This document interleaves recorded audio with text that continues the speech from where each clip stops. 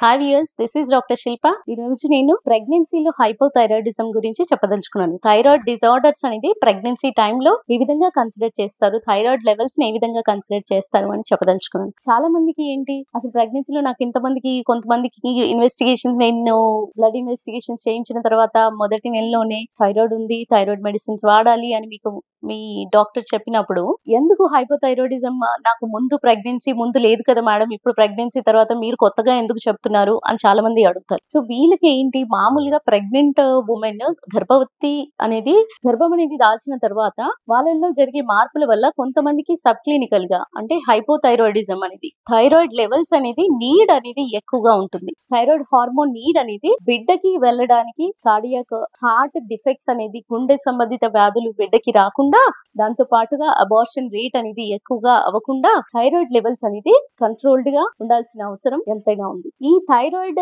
Control ఉండాల్సిన అవసరం అంటే ఎంత రేంజ్ కి పట్టుకుంటారు? మామూలుగా అయితే థైరాయిడ్ మెడిసిన్స్ 5 అబోవ్ ఉంటేనే స్టార్ట్ చేస్తారు కదా మేడం, మీరు ముందే 5 లేకుండా ఉంది ఎందుకు స్టార్ట్ చేశారు అని చాలా మంది రొటీన్ క్వశ్చన్ గా మాకు అడుగుతూ ఉంటారు. వీళ్ళకి చెప్పదలుచుకుంది ఏంటి అంటే, usually thyroid levels normal people కి ఏంటి అంటే 5 అబోవ్ ఉన్నప్పుడే వాళ్ళల్లో సిమ్టమ్స్ ని బట్టి థైరాయిడ్ మెడికేషన్ అవసరమా లేదా అని చెప్పడం జరుగుతుంది. కొంతమందికి సిమ్టమ్స్ లేకపోయినా కూడా వాళ్ళల్లో సబ్ క్లినికల్ మెథడ్ లో అంటే థైరాయిడ్ టెస్టింగ్ అనేది జరిగినప్పుడు TSH లెవెల్స్ ఎప్పుడైతే 3 కంటే 3 to 5 ఉన్నప్పుడు కూడా దాన్ని సబ్ క్లినికల్ హైపోథైరాయిడిజం కింద కన్సిడర్ చేయడం జరుగుతుంది. ఈ సబ్ క్లినికల్ హైపోథైరాయిడిజం కింద కన్సిడర్ చేసి వాళ్ళకి కావాల్సిన థైరాయిడ్ హార్మోన్ అనేది ఎక్స్ట్రా ఇవ్వడం అనేది ఎంతైనా అవసరం ఉంది. ఆ థైరాయిడ్ హార్మోన్ ఇవ్వడం వల్ల బిడ్డలో బుద్ధిమాంద్యం జరగకుండా ఉండడానికి కానీ, గుండె సంబంధిత వ్యాధులు కానీ జరగకుండా, దాంతో పాటు అబార్షన్ ప్రాసెస్ అనేది జరగకుండా ఉండడానికి,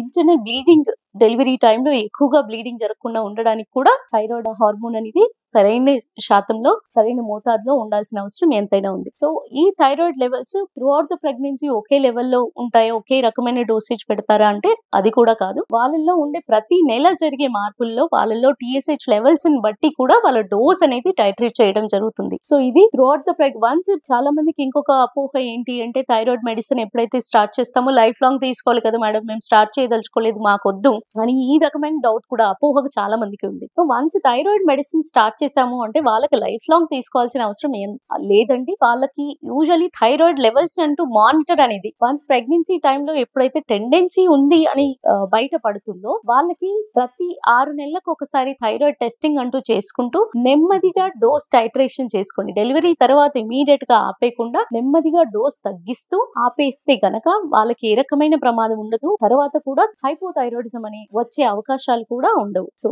ఈ వీడియో మీకు హెల్ప్ అయింది అనుకుంటున్నాను. Thank you.